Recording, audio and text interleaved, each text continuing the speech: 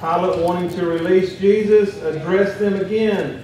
But they kept on calling out, saying, "Crucify, crucify him." And he said to them the third time, "Why? What evil has this man done? I have found in him no guilt demanding death. Therefore I will punish him and release him." But they were Insistent. I'll get it in a minute. Wait just a second. There you go. Thank you. Insistent. They just kept on. Let's just put it that way. With loud voices asking that he be crucified. And their voices began to prevail. And Pilate pronounced sentence that their demand was granted. Now let's stop and think here just a minute. Kind of get a mental picture of what's going on. Here Pilate talked to these people. Man, I don't find no guilt in Jesus. There's nothing he has done worthy of death. But they kept on. Kept on. So he said, well, I'll just release Barabbas. Maybe that'll calm them down. But they kept demanding that Jesus be dead, had to be crucified. But I want you to look at this right here, and this may result, you think about this today. But they were insistent with their loud voices that he'd be crucified. Look at that next part. And their voices began to prevail. What does that mean? Take it back again. Yeah? He gave in. Ah! We've always heard the analogy, the squeaky wheel Gets grease. gets the grease. Whoever makes the loudest racket usually gets the attention. That's what's happened here. They just kept on. You have to remember, Pilate is what? What is Pilate? What is he? What is his position? What does he do? He's a politician. I'm not talking bad about politicians. Even though we have elections coming up, I'm not talking. That's not what I'm pointing at. Anyway. What is his purpose as a politician? To stay one, but also to keep them quiet. Yeah, wasn't he a governor? He was a governor at this point. He was appointed by the Romans. Okay? So he wanted to keep everything as calm as possible. Because if the Roman soldiers had to come in and take care of things, it was not going to be pleasant. Okay? Not for anyone else, and especially not for Pilate. Okay? What gets me, Phil, on this is that he could have started this process just saying, okay, let's do it. He didn't have to do any pushback whatsoever. Oh, yeah. But Christ made such an impression on him that he did give some pushback, which I find really interesting because that wasn't happening. You know what? Like it said there, for the third time, he said, I find no faults in this man. He really didn't want to do this to Jesus. But people will do things to please others that's not always right. Under pressure. And under pressure. And that's what he was under. This also shows you kind of what mob mentality. Because Exactly. just a few days before, they had Exactly. been throwing garlands down in front of him while he was coming into worshiping him. They were, saying, he's the king of the Jews, king coming in. Yeah, they was treating him like royalty. And since they got stirred up by the Jews, it was. The leadership of the Jews have a way of changing minds of the people. And that's what they were doing. So their voices began to prevail, and then Pilate pronounced sentence that their demand be granted. He said it'd be better to get rid of Jesus, so let them crucify him, than to cause all this problem.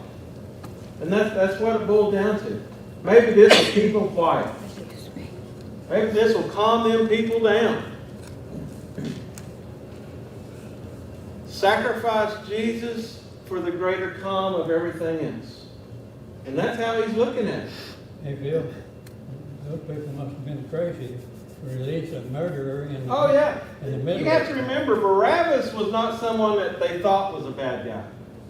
He was a criminal. He was. There was no doubt. Nobody doubted that.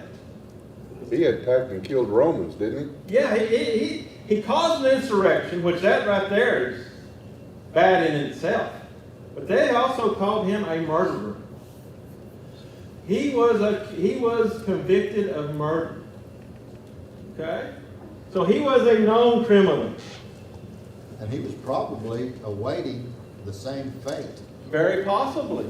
Very possibly. It doesn't say, but I'm sure you're probably right. Yeah. So anyway, their sentence was that his demand to be granted. So in verse 25 then. And he released the man they were asking for, whom had been thrown into prison for insurrection and murder, but he delivered Jesus to their will.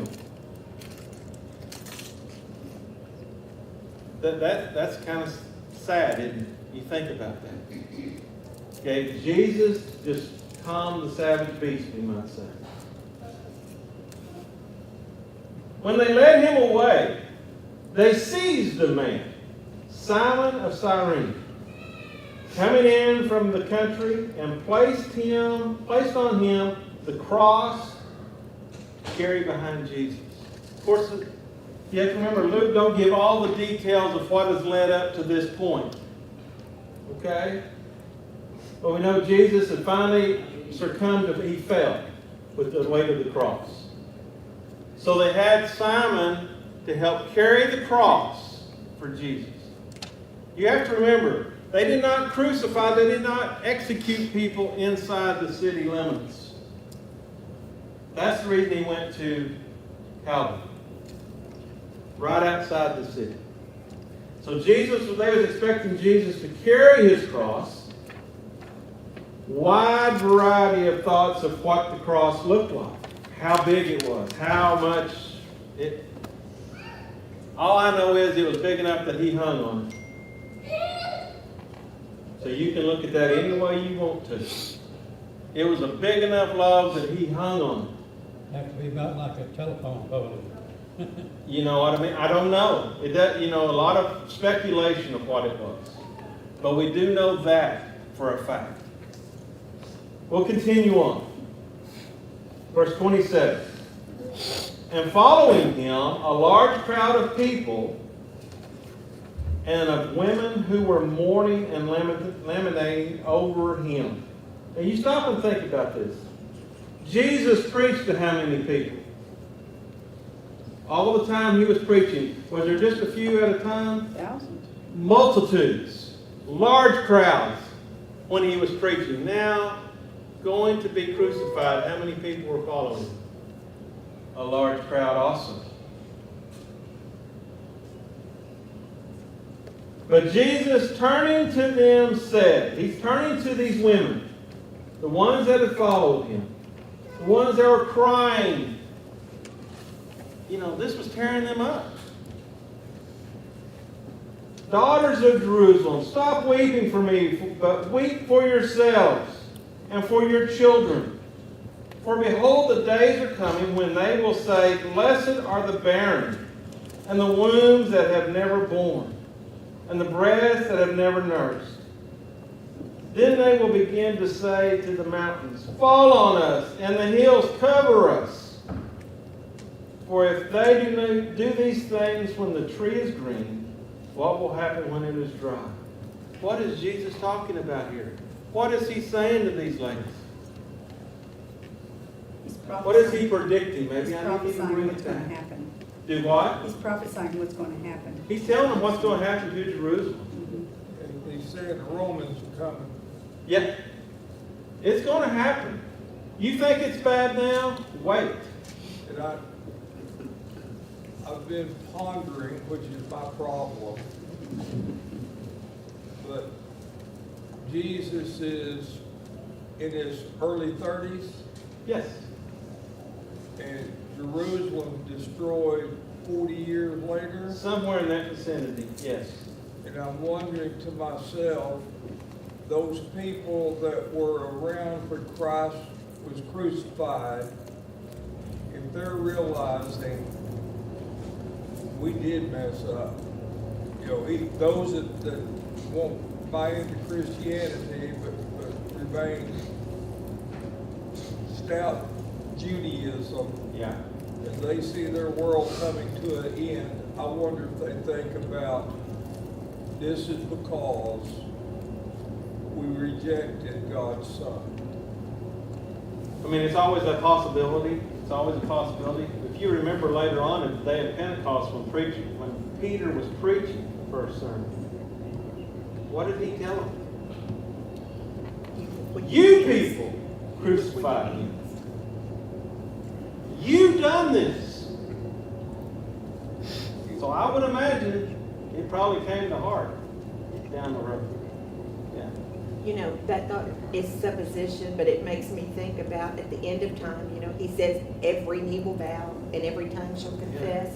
So there again, strictly supposition, but you would have to think that some of those that were present at the time, you know, although that was not as monumental as when he comes again, Right. but we still see him making these predictions about. Of course, we understand a lot of these people that were there, I'm sure will see the destruction of Jerusalem. Because when he's talking about, you know, he's telling you and your children is going to be seeing this. This is going to be terrible. You're going to wish you didn't have children.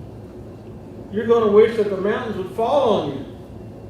The hills would cover you up because it's going to be that bad. There's not going to be a stone left unturned. It's hard for them to realize this is going to happen to them. They're sick. But it will. It will. Now in verse 32. 2 others also, who were criminals, were being led away to be put to death with him. Did you notice these 2 men here? They were criminals. Jesus was not, but he was treated like one. He was treated like one. These 2 criminals would be led to put to death also. When they came to the place called the Skull, there they crucified him and the criminals, one on the right and one on the left. But Jesus was saying, Father, forgive them, for they do not know what they are doing. That's hard for us to imagine, isn't it? You think about that.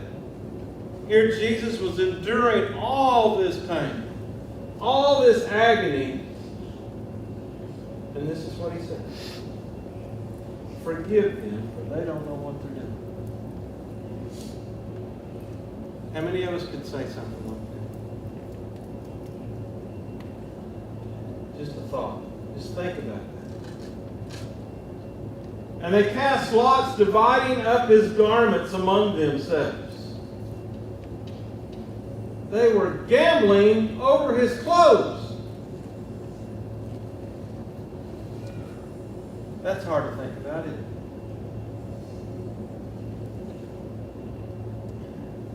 And the people stood by looking on, and even the rulers were sneering at him. He saved others, let him save himself if this is the Christ of God, his chosen one. Can you just imagine? Can you hear these men saying that? Making fun of Jesus hanging on the cross. Boy, that just makes you mad. You just think about it. It just makes you mad of what they're saying. Taunting him, mocking him on the cross. If he is the Christ, let him save himself. He says he's been saving others. He's been forgiving sin. Doesn't that sound a lot like what the devil himself said in the wilderness? If he was, Yeah. So, you know, I think about this, that's just me thinking out loud. You know, we talked about Satan entered into Judas. What has he done to these people? Same What has he done to these people? Now in verse 36. The soldiers also mocked at him, coming up to him, offering him sour wine and saying, "If you are the king of the Jews, save yourself." Now you have to remember, what kind of people were the Roman soldiers? What kind of people were they? Do you know? These were some of the most hardened people you've ever been around. Human life meant nothing Awful selfish. to them. Nothing. Killing a person, they didn't blink an eye. That's what they did. That's what their job was. So can you imagine there's some of them that just really enjoyed it? That's what I think about when I hear this. They even was mocking him, taunting him, because they enjoyed suffering of other people. They're still doing that today. Israel, Do what? Israel's are still doing that today. Yes. Yeah. Now you look a little further. Look what it says here in verse 38. After the Roman soldiers was saying all these things, it says, "Now there was also an inscription above him. This is the King of the Jews." They put a sign above on the cross, above Jesus' head. This is the King of the Jews. Did they mean that as a compliment? Trying to make fun. I think that was a dab at the Jews themselves. I very well could have been. Very well could have been. Yeah, Jesus. Because the leaders wanted it removed.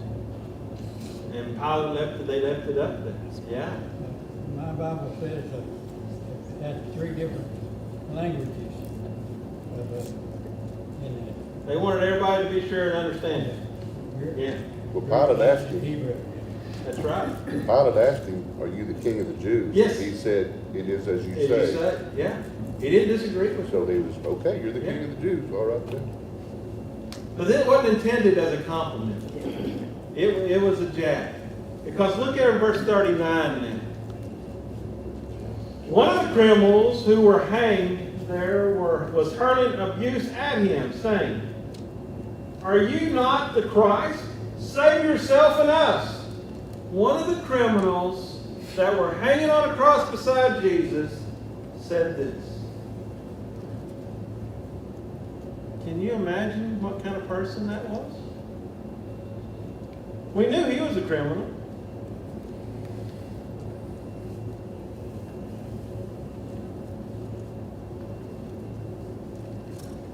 Verse 40. But the other answered and rebuking him, saying, "Do you not even fear God, since you are under the same sentence of condemnation?" This other criminal said, "Man, what are you talking about? We deserve to be here. He doesn't. Don't you fear God?" Let me ask you this question. How many people fear God today? Very few. That's just something to think about. I'm not caring about an answer. I just want you to think on this. How many people fear God? Not enough. A lot of fears, there's a lot of people that are afraid until they get down and out where they think they're fixing to leave this whole world, then they will think about it. But this criminal was hanging on the cross and he was taunting Jesus even then. He knew what his sentence was. But he didn't care. And the other one was telling him, "Man, what are you talking about?" And you know, of course, today, what causes a lot of that is God is love, and He is. We can't take that away. He is a God of love. Otherwise, He wouldn't be doing, or this wouldn't have all happened. But they forget He also is called a wrathful God. So He has an angry side that we He don't has have a to worry side, about. yeah. as long as we stay in contact with the blood. But if you're not in contact with that blood, it's something you better be You better concerned be with. thinking about. Because in verse 41 now, continuing the thought. And we indeed, here's this criminal, rebuking the other one, and he's still talking. And we indeed are suffering justly. We deserve what we're getting. For we're receiving what we deserve for our deeds. But this man has done nothing wrong. Even the one on the cross knew that Jesus had done nothing wrong.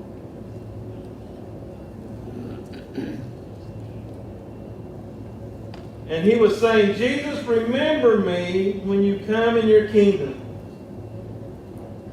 Was he thinking there was an earthly kingdom or a spiritual kingdom?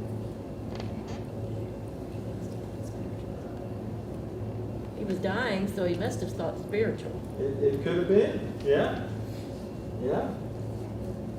Remember me when you come in your kingdom. And he said to him, this is Jesus' response to this criminal. Truly I say to you, today you shall be with me in paradise. There's been all kind of controversy about this. Of course, paradise is not heaven. It's the resting place before good. But these men were getting ready to die, wasn't they?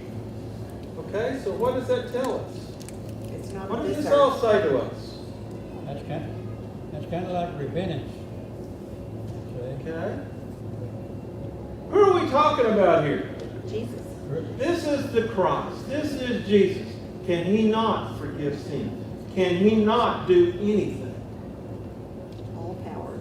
Huh? He has all power. He has all power. So you say, well, the thief on the cross, he was saved. That's right. Because he was dealing with Christ Jesus. himself. Bill, coincidence is just last week or week before I was talking to a gentleman, and his philosophy was that people are saved just because of this. We don't have to do anything else because Christ told the man on the cross, today you'll be in paradise. And his thinking was, you're saved without baptism. Okay. Well, we know different from that, but this teaching is out there in the world today is that they think you can be saved without baptism because of this scripture right here. They forget the rest. Of course, this was Yeah. under the Old Testament. The New Testament coming in effect after Christ's death. Exactly. But they don't want to believe that. It doesn't say that he wasn't That's a teaching that's out baptized. there right now. Do what? It doesn't say that he wasn't baptized. Does it say he was or It doesn't say he was or wasn't, I understand Yeah, that. He but it's could going to be very kind of well hard be. for him to be baptized, Yeah. him hanging on the cross. Yeah, at that point. At that point, now what he did beforehand, Yeah. yeah, We you're don't- right. I have no idea. It doesn't say. But there again, when you're dealing with Jesus himself, that's But Jesus has immaterial. that ability to forgive him of them sins. Exactly. I mean, prior to this, the only baptism was the baptism of John. We know the baptism of John was not enough for salvation. However, again, this is under Old Testament And that's law, right. and it didn't work that way at this point. And ultimately, Christ had the authority as God. Yeah. This man is saved. Now, did he adhere to all the sacrifices and everything else in the Old Testament? No. He still had the same problem. Yeah. He didn't do those things, but he repented, and Jesus can make that. That's right. Well, we're going to stop right there, and we'll take